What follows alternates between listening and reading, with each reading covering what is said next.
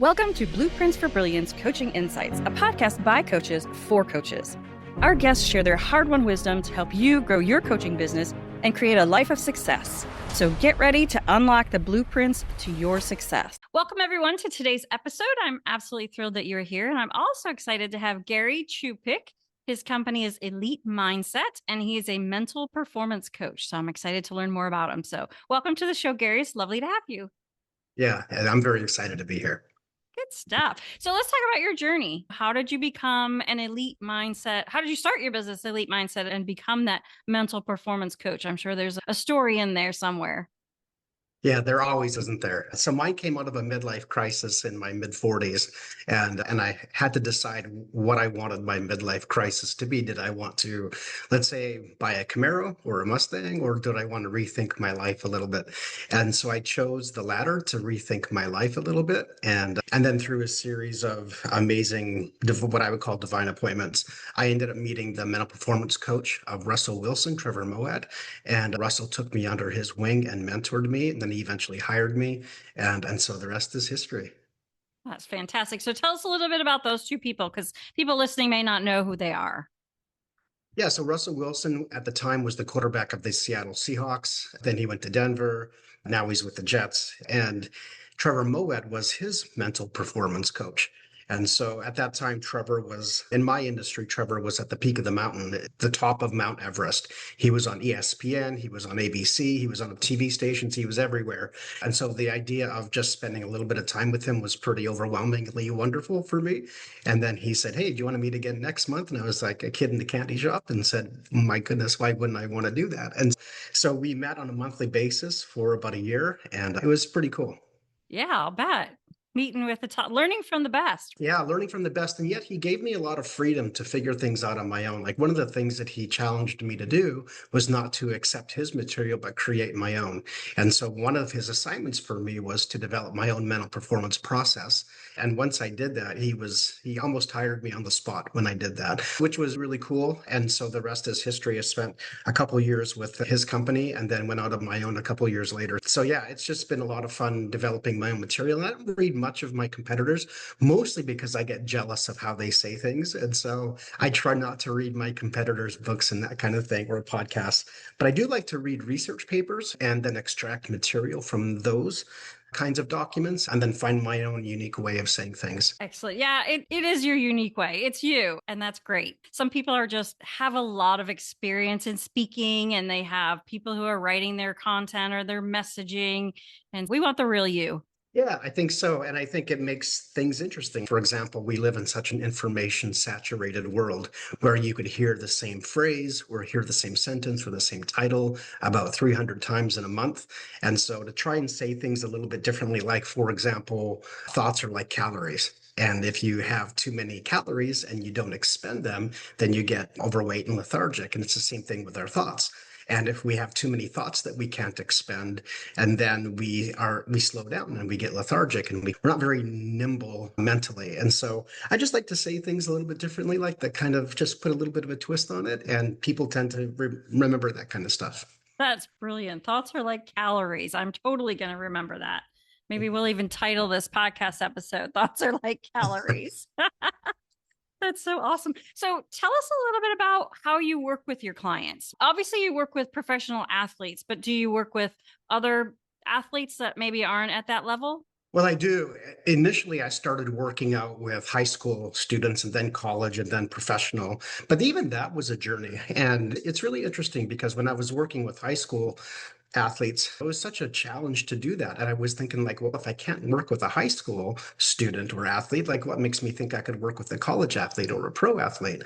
And it just dawned on me that maybe I was aiming too low and that I was just fishing in the wrong pond. I knew I had the talent to be able to do that and the work ethic to do it, but it just wasn't the right pond for me. And so instead of shrinking back and retreating a little bit, I decided to press forward even harder. And then I went into the college world more and more, and then eventually into the pros. And I found my most success believe it or not, in the professional athlete realm. So what happened was Trevor Moawad had really encouraged me to let my athletic skill, like my skill in the athletic world, overflow into the business world. And so we began to do more and more work in the business world because we found that what it takes to be a professional athlete isn't really that different to what it takes to be really good at what you do in business. There's so many similarities. And so we just began to work more and more in the business world. And so right now, I probably work about 50-50. It's pretty incredible, Yeah. the split. That's awesome. And I love that you recognized you were in the right place. You were just with the wrong people. Yeah, Because it's very it's a true. different mentality, isn't it? Different age groups. It's different age group was a reflection of who I was as well. Like, for example, working with a high school student or even a college student, they're just dealing with different issues. But I think because I had so much experience in leadership that I just identified with adults more. And that was just more, I have a more of a, I wouldn't say a militaristic, but more of a regimented strategic approach to mental performance. And I think when you're talking about like a high school athlete or a college athlete, it tends to be a little bit more raw, but I was very much a strategist. And so the pros really worked out for me because if they just followed my regiment, I knew that they would be successful, and they typically are. Let me ask you this. You just reminded me of one of the Olympic athletes. I can't remember his name. He would do visualizations, and that's how he got through one of his competitions because his goggles fell off. He was in the water. So is that something that you incorporate? That just came to me. I think most athletes will tell you that their number one strategy for mental performance is visualization. And there's a pretty simple reason for that, actually. And it actually crosses over to the business realm and even things that we do in our real life. And that is that when we can't find ourselves doing something that we really want to do, it's because, now get this, we can't see ourselves doing it. And because we can't see ourselves doing it, even when we attempted those things, we're not successful. And a big part of the reason is because we can't see with our mind, see ourselves doing it. And so to spend time visualizing ourselves doing whatever it is that we want to accomplish, I think that's really helpful to us. Absolutely. So tell us a little bit about the types of businesses that you work with. This is maybe the most surprising thing, and it's been actually one of the most joyful things in the past year is being invited to speak at conferences and ones that you would never imagine would want to hire a mental performance coach to be a speaker. So maybe I can say that my last 3 or 4 conferences was Google, BVS, which was Best Veterinarian Supplies Conference, AI conferences that I've spoke. I was the first keynote speaker at an AI conference, and I've spoken at Google. So I never know where I'm going to get invited, but that's part of the fun of my life right now is just the unpredictability of who wants to learn mental performance, because I think we've really made a mistake in the mental health world. And it's a shortcoming that we have not presently fixed, especially in the educational system. And that is that we tend to think of mental health as only 2 pillars. So we'll have a crisis. So when someone is in crisis, they will turn to mental health strategies that will help them. And then that next pillar would be what I call the coping pillar. So we're helping people cope with whatever it is that they're struggling with. And I think that's really wonderful, but I think it just falls way short of what is possible. In other words, I think there's 2 more pillars. One of them is an elevate pillar. And by the way, between these pillars are bridges of things that we can do to get from one pillar to the next. And so that elevate pillar is really important, where we can live an elevated life. And then the final pillar is to live transcendently, so that you're pouring into others and you're missions oriented. You're very community oriented. You want to welcome people into your life. You want the fruit of your labor to grow on other people's trees. And so it's just a different way of living. So I think just to help people cope with their challenges is not enough. I love that. Oh, I love your philosophy. That's fantastic. So tell us a little bit about your process. So do you meet with someone and have an evaluation with them, and based on their goals, you put together a structure for them, or do you use the same one for everyone? Because, it is mental performance. So tell us a little bit about that. Yeah, that's a really good question. And one of the reasons why I created that mental health bridge assessment was to help me understand where people felt like they were at. So if they were in, let's say, in that near that coping pillar, and I could assign tasks for them to do. If they were in the crisis or near the crisis pillar, I could help them cross the bridge to the coping, give them coping mechanisms. Okay, quick pause. This episode is sponsored by our Profit Clarity Masterclass. If you've been avoiding your finances and quietly hoping it won't catch up with you, we want you to hear this. You're not failing. This is incredibly common for most business owners. Most people don't avoid money because they don't care. They avoid it because it feels heavy, confusing, or stressful. In our free live masterclass, we're going to show you a clear, more supportive way to handle your finances so your business can actually support your life. You can learn more and save your seat at lessmathmoremoney.com. We look forward to seeing you there. So yeah, there's a little bit of an assessment that goes on. And sometimes what people think they need is not exactly what they actually need. And so there are some question asking conversations to have around those things. But I think for the most part, they know themselves pretty well. They have a pretty good indication of what some of the obstacles that they're facing are. And a lot of them, I think, come from from strange and odd places. Like, for example, I'm really passionate about mindset being an actual equation. So I think there is a sort of a popular equation that might be communicated, let's say, in pop culture, which is mindset is a conditioned set of beliefs that drive behavior. But in my worldview, and when I'm helping a client, it's much more complex than that. But it took me about 7 years to figure out what mindset actually is. And if I could figure out an equation, then I can pinpoint where I need to help someone. And so for me, mindset, it comes initially from experiences that we've had in the past. And then from those experiences that we have thoughts and feelings associated with that experience. Now, that experience might have happened to us, or we might have initiated or somehow participated in that experience. But nonetheless, we do have thoughts and feelings about that particular experience. But then we have our response to our own thoughts and feelings. So now we get to choose how we respond to those things. And when you're younger, you aren't aware that you have choices. You just have a response. But if you put all of that together, then you form a belief and primarily about yourself. So now you've created a belief about yourself from the experience, your thoughts and feelings, and your response. And if you put all of that together, you have a mindset. But it doesn't end there.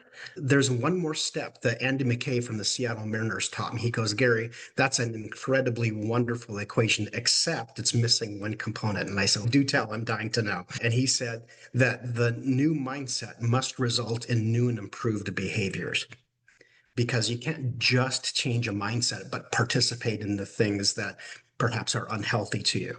And so to have the mindset result in new and improved behaviors, in a way, is like cycling back to the very beginning and creating a new experience for yourself that you have new and improved thoughts and feelings about, that you have a new and improved response to, that you have a new and improved belief about yourself.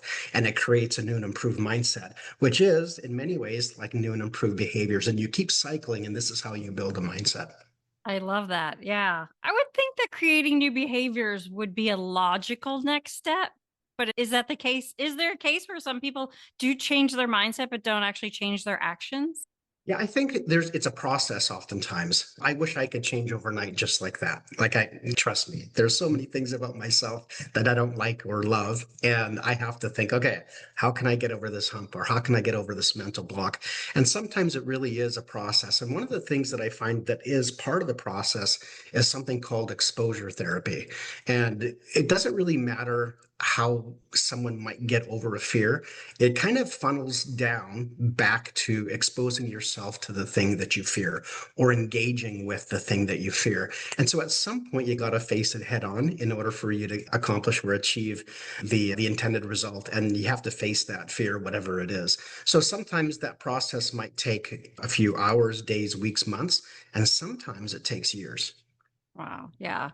It was interesting because I was listening to a book today, and the gentleman who was talking has been through a lot of personal development and personal issues. And it was his awareness, or his becoming aware of something that happened to him It was just an exchange between him and his dad. And Mm. he said, when I tell the story, it doesn't really sound all that deep and difficult. He said, but for me, that Yes. went right down to my core, and I still can see it, feel it, hear it.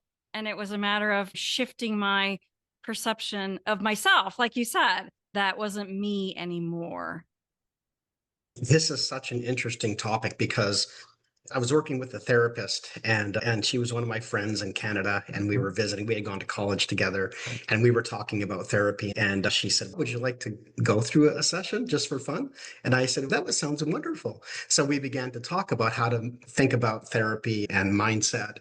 And so she asked me a question. It was the very first question she asked me. She goes, "What happened?" And I said, "I have no idea what you're talking about."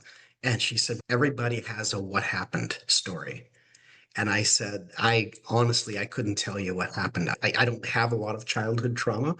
But she said, "Think about your home life." And I said, "Yeah, I can't really think of much," after a few minutes. And then she said, "What happened at school?" And I thought, and then it came to me. And I was as shocked as anyone. And I remember being in the 10th or 11th grade and I was taking a class called Geotrig, and I didn't know what Geotrig even was. Like, I did not belong in that class. I played football. I was part of the jock crowd. School wasn't my strong point. But I'm in this class and I'm in this Geotrig class and I don't belong there because I'm not smart enough. And the teacher made fun of me because he was a sort of a he didn't like the athletes in the school, and so he had a sort of an he looked for opportunities, I think, to make fun of athletes and just poke them a little bit. But that poking really hurt my feelings, if I was going to be honest. And so how do you think I felt every time I went to this class, especially when he put me on the spot and he said, "Gary, what did you get for question number 4?" I'm mortified because I don't know what to say because I don't know the answer. But I remember thinking I better make something up. So I would be a class clown and I would make up a number that had 14 digits long, and everybody would laugh. And then he would get a little bit more frustrated to make a little bit more fun of me and then move on. But that whole experience terrified me. How do you think I felt about, number one, about myself, and number two, the days leading up to that class every week? And so I had an experience of being made fun of in front of a classroom. My thoughts and feelings about that were embarrassment and obviously uncomfortable feelings. And then my belief that I created about, or my response, pardon me, was to try and be the class clown, which I'm not a class clown. I'm not that funny. But my belief about myself was I'm not very smart. And so my mindset was, I better not prepare for college because I'm not smart enough. And so it affected, and I look back over my entire high school intending never to go to college. And so I think to myself, if I was going to coach myself and I was going to do some mindset work on myself, what would I do? Like, what would my 55-year-old self say to my 16-year-old self in that moment? And if I could be the invisible man, that was a show back in the day, but if I could be the invisible man and walk up to myself in that classroom and whisper in my ear, what would my 55-year-old self say to my 16-year-old self? And I think this is what I would say. I would say, "Gary, there are 9 different kinds of intelligence, and math isn't one of them for you. There is linguistic intellect, there is musical intellect, there's spatial or kinetic intellect. There's all these different kinds of intellect. There's philosophical intellect, all these different kinds of intellect, and math wasn't one of mine." And so as I look back, I think to myself, they didn't offer philosophy or psych classes in high school. And then at the last second, I decided to go to college. And then all through my years of college, I struggled at the beginning. But once I started taking more psych and philosophy classes, I ended up graduating with honors for my master's degree. But I would have never guessed that in the 11th grade that I would not end up there. But a lot of it was because of the mindset that I had created for myself. And so there's an example of that equation being helpful in helping someone else decide, okay, what happened? Where does this thought or this belief come from? And typically, until we address that thing, we just sit with that until someone helps us be aware of it. Yeah. And sometimes that's from writing, I find. Sometimes you're writing because you're upset about something. We call it a brain dump. You just write whatever comes to your mind. And sometimes it does lead to some of those situations that happened that formed your opinion of yourself. and you kept it because we never know. And it's funny too, because I have kids who are both in college, and sometimes they'll say, Mom, you used to say this to me. And I'm like, you remember that? I don't even remember saying that. I said like a bajillion things to you, and this is what you remember? So it's frustrating as a parent thinking, well, what about all these things I did? So funny. That's so great. I am grateful that you got over that. And yeah, I can totally understand though, coming up with the class clown. I think that's a normal kind of fallback to, if I can't be smart, I'm going to be funny, because people like smart Yeah, kids, funny kids. it certainly was an expression of my insecurity. And because I wasn't the class clown, but I didn't know what else to do. I could lash out, but that really wasn't me. I could be loud and boisterous, but that wasn't me. So you just do whatever you can to survive in the moment. Yeah, I actually have an experience similar to that when I had moved from New Jersey to Michigan. So I had a New Jersey accent.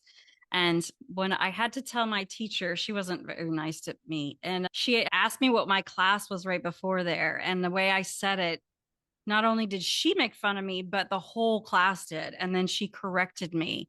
And I was absolutely humiliated. And I can still remember the way where I was standing, how she said it to me. It was just absolutely humiliating. And I had no recourse. I couldn't be funny either. Yeah, I think there's a pattern here, right? Number one is an awareness of either the experience or the emotions that we're feeling or the thoughts that we had or how we responded. But that awareness is really the first step. And that it takes a safe environment, I think, as well, for us to be able to express those things or even think about them. The second stage might be, what can I teach someone, or how can I educate someone? So education really is that next phase where, yeah, there are 9 different kinds of intelligence. Most people don't even understand or know that there are different kinds of intelligence. So it's not that we're not intelligent. We just might not be intelligent or have a lot of aptitude in a particular area of intellect or education. And then the third area is, how do I integrate this or apply this into my life so that I can have some kinetic interaction with the solution? Like, how do I face my fears and what steps can I take so that this is not so scary for me? In fact, even doing podcasts for me when I first started was just, I was mortified to do podcasts. And so here I am, hundreds of podcasts later, just feeling pretty at home. But the only way for me to get over that is not to think my way through it. It's really just to expose myself to the fear that I have. Yep. We got to move forward. Yeah. But I totally get that, because I was terrified when I was hosting podcasts too. I have a business partner. We used to do it together. And then eventually she said, you could do that on your own. I was like, oh, but I love it. I love meeting people like you and hearing what a change you're making in the world. I appreciate that. So tell me a little bit about, who is your ideal client? We talked a little bit about different types of athletes and things, but tell me, like, who is listening now who is saying, I need Gary's help? There are 2 different kinds of people. I think there are those who feel like they're asking themselves the question, what's next in my life? And the reason why I think I can be helpful to those kinds of people is because I created something called a game plan for life. So I have, number one, I have a playbook for the mind that I work with professional athletes and business people. So it's a playbook for the mind. But number 2 is I have something called the game plan for life. So how could I arrange my life in such a way as it moves me constantly toward my goals and being the best version of myself? So that's a 2-day experience that I provide. But what it does is it answers what's next in my life with precision. So it's a pretty incredible experience. People fly to Seattle all the time, or they fly me to where they are. And I go through these 2 days with them. So it's called the game plan for life. And so people who are thinking about a transition or figuring out, well, like, what's next in my life, or it's a person who says, how do I optimize my life so that I can accomplish and achieve everything that I think I'm capable of? And the game plan for life is the perfect tool for that. And then there's the playbook for the mind, which is people who think, well, man, I have to get over a couple, let's say, mental obstacles or emotional obstacles. And I just need a little bit of help on the mindset side so I can see myself doing things that I didn't think I was capable of. And so those are some of the things that we work on. And in both cases, the playbook for the mind or the game plan for life, both of them involve They're very strategic and participatory, and I provide the context, but my client always, they're the story, right? Like they provide the content. And then one of the really fun things that I've been doing recently is combining the two in something called One Day Elevate. So onedayelevate.com, where I'm taking the best of the mental performance stuff, the best of my leadership material, and the best of my business stuff. So the game plan for life, the business stuff, the mindset stuff, and putting it all in one day, and then teaching businesses how to perform at a really high level. So that's been really joyful as well. That sounds exciting. I could see it in your face that you're getting excited about that. And a friend of mine always says clarity equals velocity. And you are clear what path you're going, what you need to learn, what direction, you can do it so much faster than when you're maybe, do I do that? You're uncertain. That's amazing. So tell everyone again, if they're listening and they're thinking, I want to get a hold of you or get a hold of one of your programs, where's the best place for them to go? Well, you're very kind to ask. I live in two places. Number one is LinkedIn. So my name, Gary Chupik, on LinkedIn. And then on Instagram, where a lot of my athletes live, my handle is Elite Mindset. And I'm the guy with the blue verified dot. So Elite Mindset on Instagram and just Gary Chupik on LinkedIn. Perfect. All right. And Chupik is Chupik, but we'll put all those links in the show notes so people can get there really fast and easy. So my last question for you, Gary, is if you could provide one tip to make the world a better place, what would that be? There's so many things I could say, but I think the one thing I would say is you can never control an outcome, but you can always put yourself in the best position to succeed. So don't worry about the outcome. Just worry about putting yourself in the best position to succeed. And if you can do that in every situation in your life, it's life-changing. That's amazing. Again, Gary, thank you so much for joining me today. You've been amazing, a world of information and motivation and excitement. Thank you for doing what you do for the people you do it for. And thanks for joining me today. Yeah, thanks so much for having me. Thanks for joining us today on Blueprints for Brilliance Coaching Insights. We hope you're leaving this episode with inspiration to take your coaching business and your life to the next level. If you found value in this episode, we would love it if you would subscribe and share it with someone else who you think might benefit from hearing it. Thanks, and we'll see you in the next episode.